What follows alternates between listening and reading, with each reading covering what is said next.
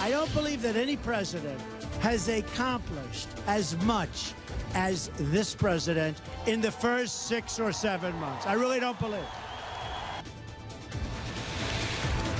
Well, welcome back, everyone. We're live on the West Coast, and our panel is still with us. I want to go straight to Peter Matthews, who is our political science buff. Peter, straight to you. You heard what the president said. No president has accomplished as much as he has. You're the one with all the history facts. Is he telling the truth?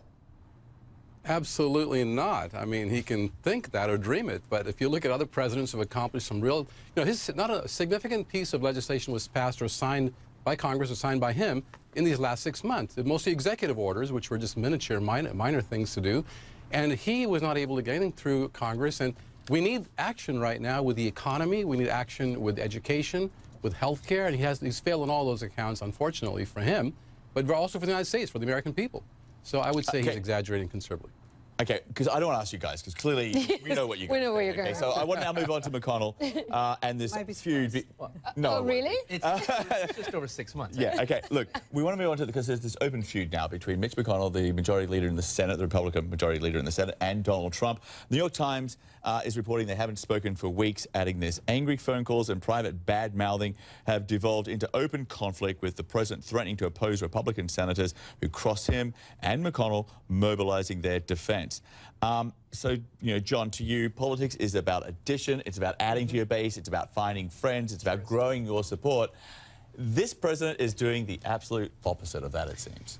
I can imagine both sides are frustrated. McConnell's frustrated. He probably blames the president, and that's why he can't get things done in the Senate and couldn't control his own Republicans. And I'm sure the president's furious that the Congress has not been able to get... So it's just finger-pointing at this point. You're right, it's not productive for the process, but both people are so angry, and McConnell could see his majority slipping away because at the end of the day, Congress's approval is far worse than Donald Trump's, and their approval is so low largely because they haven't been able to get anything done. Dave, to you, the president in the speech in Phoenix didn't call John McCain out by name or Jeff Flake, the other senator from Arizona, but clearly sent some jabs in their direction.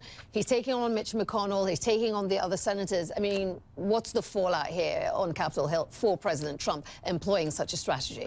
Look, playing politics is all about coalition building and whipping votes. And the reality is, if you're going to create and alienate, with folks in your own party, whether it's Jeff Flake or John McCain, or Susan Collins was on one of the networks the other day who said that she's not even in a position where she'd be willing to endorse the president in 2020. So the reality is, if he can't get to 51 votes, or even to 50 votes, right? Because it's unprecedented that you've had the vice president come in and be the tiebreaker. But if you can't count to 50 plus 1 votes, you can't get anything done. That means he can't deliver on his agenda. And ultimately, what that means is the supporters that he's built up and that he's, carried throughout his campaign, and the 34% that he's sort of maintained, that's going to start to erode even further. And also, McConnell is tougher than a $2 steak. He knows the game. He plays it well. Donald Trump is a novice in all of this. Trump probably needs McConnell more than McConnell needs Trump right now. Yeah, and listen, I think from an objective political standpoint, I'm not sure. I mean, that article was pretty scathing, certainly. I would say, though, that I think Donald Trump is making he's making a political judgment, one that he's made, I think, to the thus far in his campaign and certainly in his presidency, is that he's trying to isolate enemies, so to speak. And to be fair, I think it's actually worked pretty well for them. Those who have been have gotten in his way, he's kind of isolated and removed. And I think he's trying to play that now with Mitch McConnell. Listen, there's no secret that there's no love lost among the Republican base with Mitch McConnell. So I think it's a political gamble, and I think it may play out well for him. I don't know. Caroline? It, of course, it's not going to play out well for him. I don't think that at all, and nobody who knows how the government is supposed to work would think that, right? Because the president needs the Senate and the House, obviously, to get his agenda through.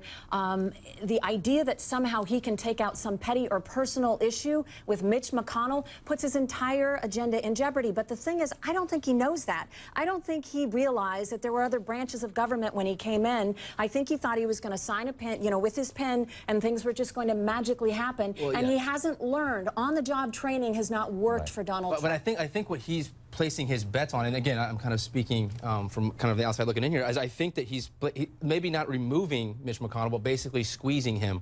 And like you don't squeeze the person you're supposed to be working with in order to pass major policies. But I think that's how he's. We've got the debt ceiling coming up. You've got to raise the debt ceiling. You've got to get a budget through. You've got a government shutdown. The Republicans aren't going to shoot themselves in the foot. He has. Well, he has. The Republicans as a party are not going to shoot themselves in the foot. Really? He's basically playing that gamble. Okay. Well, the reality is, Russian roulette with look. I mean, you've got in the House, you've got the House Freedom Caucus. They're going to have massive demands, of course, with the debt ceiling, right? They're not going to want funding for Planned Parenthood. But then if you strip that out, then you're going to have the moderates in the House, right? You're going to have all this chaos and dysfunction with the House. And then in the Senate, you still have to count to 50+1, whether it's the Nevada Senator Dean Heller or a number of other folks, right? He's going on and proactively attacking these folks. Good way to get to impeachment if you get rid of those two senators. We're going to break. I was going to say, chaos and dysfunction is a good place to leave it. Peter, stay with us. We're going to get a quick break in once again. You're watching CNN. We're live. We're very live. Yes, very lively as well.